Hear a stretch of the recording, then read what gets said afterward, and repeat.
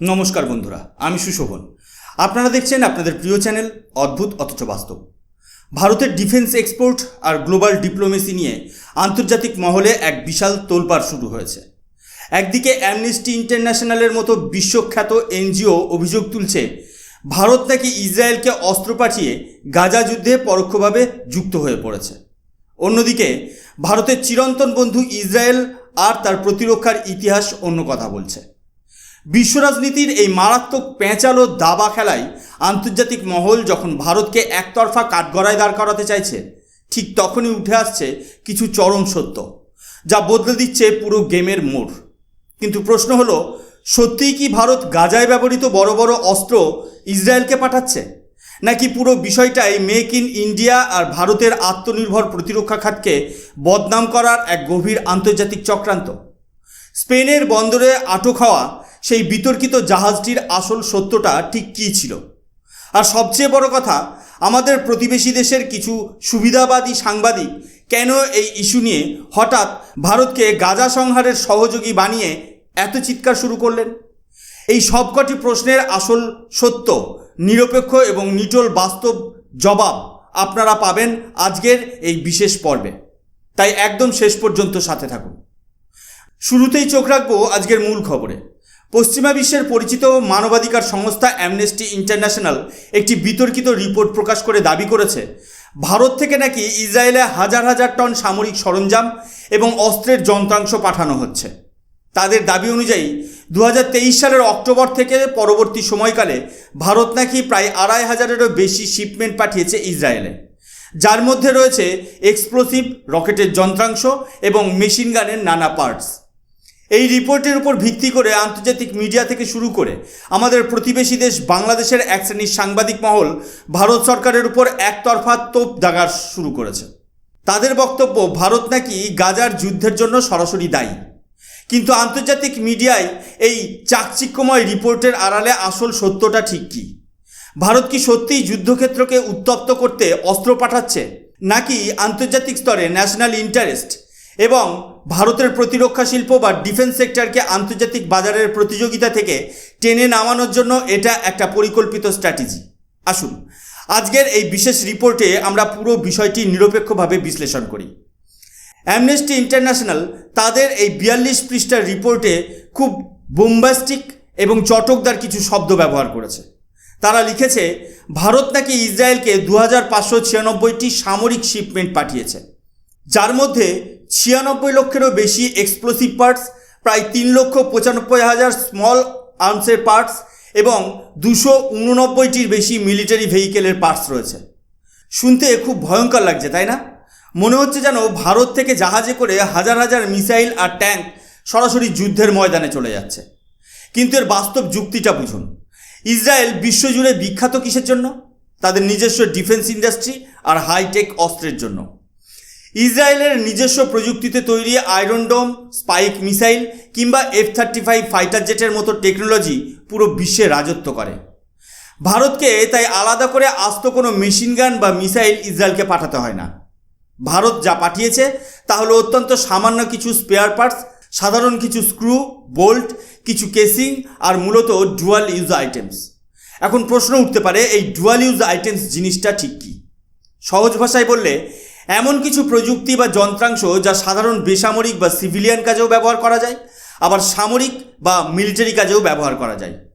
উদাহরণ দিয়ে বোঝাই, পারমাণবিক শক্তি বা নিউক্লিয়ার টেকনোলজি দিয়ে কিন্তু বিদ্যুৎ উৎপাদনও করা যায়, আবার পরমাণু বোমাও বানানো যায়। এখন কোনো দেশ ইউরেনিয়াম কিনে বিদ্যুৎ বানাবে নাকি বোমা বানাবে, সেটা সেই দেশের বিষয়। ঠিক একইভাবে ভারতের তৈরি অনেক অপটিক্স, ছোট ছোট মেটাল কেসিং বা ইলেকট্রনিক সার্কিট বোর্ডে এমন কিছু টেকনোলজি থাকে যা সাধারণ ড্রোন বা গাড়িতেও লাগে, আবার সামরিক গাড়িতেও ব্যবহার করা যায়। ভারত সরকার পরিষ্কার ভাষায় বিশ্বমঞ্চে জানিয়েছে, ভারতের ডিফেন্স এক্সপোর্ট পলিসি অত্যন্ত কড়া এবং ভারত আন্তর্জাতিক সমস্ত ট্রেড রুল আর নিয়ম মেনেই এক্সপোর্ট করে। কিন্তু অ্যামনেস্টি ইন্টারন্যাশনাল ভারতের এই সাধারণ স্পেয়ার পার্টস রপ্তানিকে এমনভাবে তুলে ধরছে যেন গাজায় যা কিছু হচ্ছে তার মূলের পেছনে রয়েছে ভারতের তৈরি একটা ছোট নাট বোল্ট। এটা নিরপেক্ষ সাংবাদিকতা নয়, এটা হলো মনস্তাত্ত্বিক ন্যারেটিভ তৈরি করার চেষ্টা।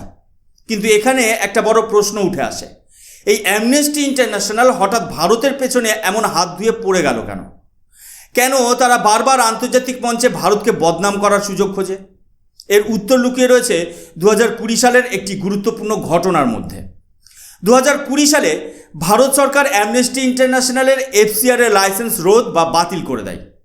ভারত সরকারের তদন্তে উঠে এসেছিল যে এই এনজিওটি বিদেশি অনুদান বা ফরেন ফান্ডিংয়ের আন্তর্জাতিক নিয়ম ভেঙে কোটি কোটি টাকা বেআইনিভাবে ভারতে আনছিল এবং সেই টাকা ভারতের অভ্যন্তরীণ রাজনীতি ও স্পর্শকাতর বিষয়ে হস্তক্ষেপ করতে ব্যবহার করা হচ্ছিল। সহজ কথায় বললে, বিদেশ থেকে আসা টাকার সেই বিনামূল্যের কলসি ভারত সরকার স্থায়ীভাবে বন্ধ করে দিয়েছে। নিজেদের লাইসেন্স বাতিল হওয়া এবং ভারত থেকে পাত্তারি গোটানোর সেই পুরনো রাগ ও যন্ত্রণা থেকেই অ্যামনেস্টি ইন্টারন্যাশনাল আজ আন্তর্জাতিক স্তরে ভারতের বিরুদ্ধে এই ধরনের মন গড়া ও উদ্দেশ্য প্রণোদিত রিপোর্ট তৈরি করছে। নিজেদের ব্যক্তিগত আক্রোশ মেটাতে তারা আজ ভারতের প্রতিরক্ষা খাত বা ডিফেন্স এক্সপোর্টকে নিশানা বানানোর ব্যর্থ চেষ্টা চালাচ্ছে। এবার আসা যাক স্পেনের সেই বহুল চর্চিত বোরকাম নামক জাহাজের ঘটনায়, যা নিয়ে আন্তর্জাতিক স্তরে জলঘোলা কম হয়নি। 2024 সালের মে মাসে এই বোরকাম নামক কার্গো শিপটি ভারতের চেন্নাই পোর্ট থেকে রওনা হয়ে ইসরায়েলের আসদোদ বন্দরের দিকে যাচ্ছিল। মাঝপথে যখন এটি স্পেনের কার্টাজেনা পোর্টে পৌঁছায়, তখন সেখানকার কিছু স্থানীয় ডক ওয়ার্কার্স এবং লেফট লিফটিং পলিটিক্যাল প্রেশারের কারণে স্প্যানিশ সরকার এই জাহাজটিকে নোঙর করার অনুমতি দেয়নি। আন্তর্জাতিক মিডিয়াতে হইচই পড়ে যায় যে ভারতের PSU অর্থাৎ প্রিমিয়ার এক্সক্লুসিভ লিমিটেড এবং মিউনিশনস ইন্ডিয়া লিমিটেড নাকি টনকে টন বিস্ফোরক আর রকেটের ইঞ্জিন পাঠাচ্ছিল। কিন্তু পশ্চিমা বিশ্বের এই দ্বিচারিতা বা হিপোক্রেসিটা একবার খতিয়ে দেখা দরকার। যে স্পেন আজ নীতিকথার বুলিয়া ওড়াচ্ছে এবং ভারতকে আন্তর্জাতিক আইনায় কাঠগড়ায় দাঁড় করানোর নাটক করছে, সেই স্পেনের নিজস্ব ডিফেন্স কোম্পানিজ আজও ইউরোপের অন্যান্য দেশের মাধ্যমে ইসরায়েলের ছোটোখাটো মিলিটারি উপাদান সরবরাহ করে চলেছে। পশ্চিমা দেশগুলোর নিজস্ব একটা গেম প্ল্যান রয়েছে। যখন তাদের নিজেদের লাভ হয়, তখন তারা বিলিয়ন বিলিয়ন ডলারের F-35 যুদ্ধবিমান, গাইডেড বোমা এবং ট্যাঙ্ক সরাসরি ইসরায়েলে পাঠায়। কিন্তু ভারত যদি নিজ দক্ষতায় মেক ইন ইন্ডিয়া প্রজেক্টের অধীনে যৌথ উদ্যোগে কিছু ক্ষুদ্র যন্ত্রাংশ বিশ্ববাজারে বিক্রি করতে শুরু করে, তখনই তাদের নীতিবাক্যের বুলি খুলে যায়। ভারতের ক্রমবর্ধমান ডিফেন্স টেকনোলজি আর রপ্তানি বিশ্ববাজারে ফরাসি, জার্মানি এবং মার্কিন অস্ত্র প্রস্তুতকারক সংস্থাগুলোর জন্য বড় চ্যালেঞ্জ হয়ে দাঁড়াচ্ছে। আর তাই ভারতীয় সংস্থাকে বদনাম করার জন্য এই ধরনের গ্লোবাল ড্রামা তৈরি করা হচ্ছে। এবার আসা যাক আমাদের ঠিক প্রতিবেশী দেশ বাংলাদেশের সাংবাদিক মহলের কথায়। আমরা সাম্প্রতিক সময়ে খেয়াল করেছি যে বাংলাদেশের বেশ কিছু ডিজিটাল নিউজ প্ল্যাটফর্ম এবং পরিচিত কিছু তথাকথিত নিরপেক্ষ সাংবাদিক অ্যামনেস্টি ইন্টারন্যাশনালের এই রিপোর্টটি পাওয়ার পর থেকেই লাফাতে শুরু করেছে। তারা এমনভাবে খবর পরিবেশন করছেন যেন ভারত সরাসরি গাজায় মিসাইল বর্ষণ করছে। আসলে বিষয়টার আসল রহস্য কোথায় জানেন? রহস্যটা লুকিয়ে রয়েছে সোশ্যাল মিডিয়ার ক্লিকবেট, ভিউজ আর অ্যান্টি ইন্ডিয়া সেন্টিমেন্ট বেচে ডলার কামানোর সস্তা মানসিকতায়। বাংলাদেশের কিছু সিনিয়র সাংবাদিক এবং ইউটিউবাররা খুব ভালো করেই জানে তাদের দেশের সোশ্যাল মিডিয়া অডিয়েন্সের কাছে ভারত বিরোধিতা পরিবেশন করতে পারলে রাতারাতি লাখ লাখ ভিউ চলে আসে। ফেসবুক আর ইউটিউবের অ্যালগরিদমকে কাজে লাগিয়ে তারা যে কোনো গ্লোবাল খবরকে ভারত বনাম মুসলিম বিশ্ব বা ভারত বনাম গাজা রূপ দিয়ে একটি অদ্ভুত মিথ্যা ন্যারেটিভ তৈরি করার চেষ্টা করে। বাংলাদেশের সেই সমস্ত সাংবাদিক বন্ধুদের আমার খুব পরিষ্কার ভাষায় কিছু বাস্তব ডেটা বা ফ্যাক্ট মনে করিয়ে দিতে চাই। আপনারা যারা প্রতিদিন ক্যামেরা অন করে ভারতের ফরেন পলিসির ওপর নীতিশিক্ষা দেন, আপনারা কি জানেন বিশ্ববিখ্যাত প্রতিরক্ষা গবেষণা সংস্থা সিপ্রির অফিসিয়াল তথ্য কি বলছে? বাংলাদেশের সেই সমস্ত সাংবাদিক বন্ধুদের বলবো, সিপ্রির এই ডেটাটা অত্যন্ত ভালো করে একবার দেখে রাখুন। সিপ্রির 4 বছরের গড় তথ্য অনুযায়ী ইসরায়েল আন্তর্জাতিক বাজার থেকে যে পরিমাণ অস্ত্র বা আণবিক যুদ্ধ উপকরণ আমদানি করে, তার 66% একচ্ছত্রভাবে যোগান দেয় ইউনাইটেড স্টেটস বা আমেরিকা, যার মধ্যে রয়েছে F-35 fighter jet, F-15 fighter jet, guided precision bomb এবং অত্যাধুনিক অ্যাটাক হেলিকপ্টার। ইসরায়েলের মোট অস্ত্র আমদানির 33% আসে জার্মানি থেকে, যার মধ্যে রয়েছে সাবমেরিন, টর্পেডো এবং নেভাল ওয়ারফেয়ার সিস্টেম। বাকি 1% মধ্যে রয়েছে Italy, United kingdom, Canada, France, Netherland, এমনকি চেক রিপাবলিক। আর ভারত সিপ্রির তালিকায় বিশ্ববাজারে ইসরায়েলে প্রধান অস্ত্র রপ্তানিকারক শীর্ষ 10টি দেশের তালিকায় ভারতের কোনো নামই নেই। ভারত 0.1% মধ্যেও পড়ে না। যেখানে আমেরিকা আর জার্মানি মিলে ইসরায়েলের প্রয়োজনীয় অস্ত্রের 99% সরবরাহ করেছে, সেখানে সেই পশ্চিমা দেশগুলোর বিরুদ্ধে একটা কথা বলার সাহস বা যোগ্যতা আন্তর্জাতিক মিডিয়া বা বাংলাদেশের এই সমস্ত সাংবাদিকদের নেই। কিন্তু ভারত যদি নিজস্ব জয়েন্ট ভেঞ্চার বা যৌথ উদ্যোগে তৈরি করা সামান্য কিছু ডিফেন্স ইকুইপমেন্ট বা স্পেয়ার পার্টস বিক্রি করে, তবেই ভারতের বিরুদ্ধে জেনোসাইডের মন গড়া অভিযোগ তুলে দেওয়া হয়। এটা দ্বিমুখী নীতি আর সস্তা ভিউজের রাজনীতি ছাড়া আর কিছুই নয়।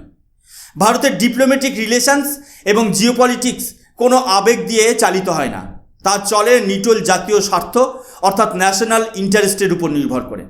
আর ইতিহাসের পাতা উল্টালে দেখা যাবে যে ইসরায়েলকে আজ ভারতের বিরুদ্ধে দাঁড় করানোর চেষ্টা করা হচ্ছে, সেই ইসরায়েল ভারতের প্রতিটি বিপদের দিনে নিঃস্বার্থভাবে পাশে দাঁড়িয়েছে। 1962 সালের ভারত চীন যুদ্ধের কথা মনে করে দেখুন। তৎকালীন সময়ে ভারতের সেনার কাছে পর্যাপ্ত আধুনিক অস্ত্র ছিল না, ভারতের হাতে পর্যাপ্ত অর্থও ছিল না। কিন্তু সেই কঠিন মুহূর্তে বিশ্বমঞ্চের বাধার তোয়াক্কা না করে ভারতকে প্রয়োজনীয় সামরিক সরঞ্জাম সরবরাহ করেছিল এই ইসরায়েল।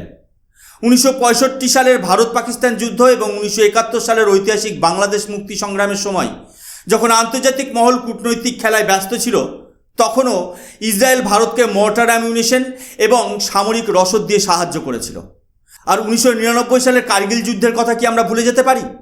টাইগার হিল আর কার্গিলের বরফাবৃত খাড়া পাহাড়ে যখন পাকিস্তানি অনুপ্রবেশকারীরা চেপে বসেছিল আর ভারতীয় সেনা নিচ থেকে লড়াই করছিল, তখন ভারতীয় বায়ুসেনার জন্য লেজার গাইডেড বোম আর সার্চার ইউএভি বা ড্রোন প্রযুক্তি দিয়ে এই ইসরায়েল দ্রুত সাহায্য পাঠিয়েছিল, যার বলে এই ভারতীয় বায়ুসেনা আকাশ থেকে পিন পয়েন্টে নিখুঁত আক্রমণ চালিয়ে পাকিস্তানি সেনাকে খাদ থেকে ছুঁড়ে ফেলে দিয়েছে।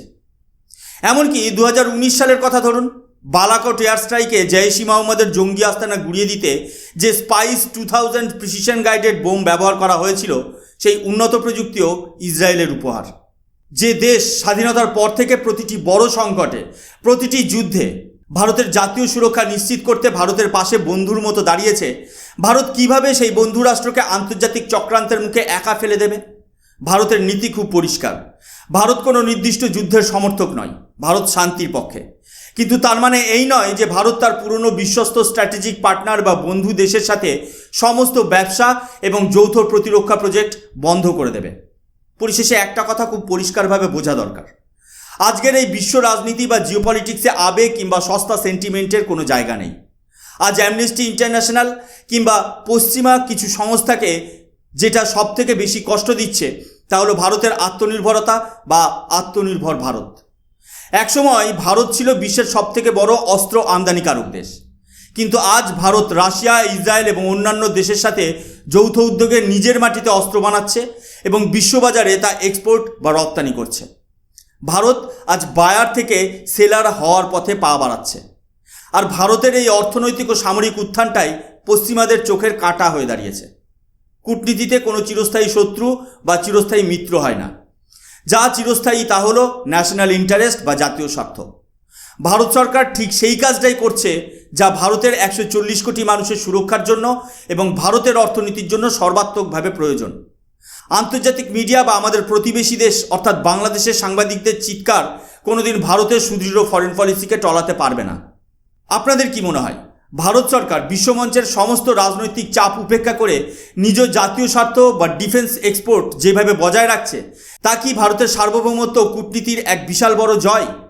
আপনার গুরুত্বপূর্ণ মতামত অবশ্যই নিচে কমেন্ট বক্সে লিখে জানান। আজকের এই বিশেষ জিওপলিটিক্যাল নিউজ রিপোর্টটি ভালো লাগলে লাইক করুন এবং বন্ধুদের সাথে প্রচুর পরিমাণে শেয়ার করুন। আর দেশ ও বিদেশের এমনই সমস্ত ইনডেপথ ও নির্ভীক খবর সহজ বাংলায় পেতে আজই সাবস্ক্রাইব করুন আমাদের চ্যানেল অদ্ভুত অথচ বাস্তবকে। আমি সুশোভন আজকের মতো এখানেই বিদায় নিচ্ছি। দেখা হবে পরবর্তী ভিডিওতে। ততক্ষণ পর্যন্ত ভালো থাকবেন, সুস্থ থাকবেন। জয় হিন্দ, বন্দে মাতরম, ভারত মাতা কি জয়।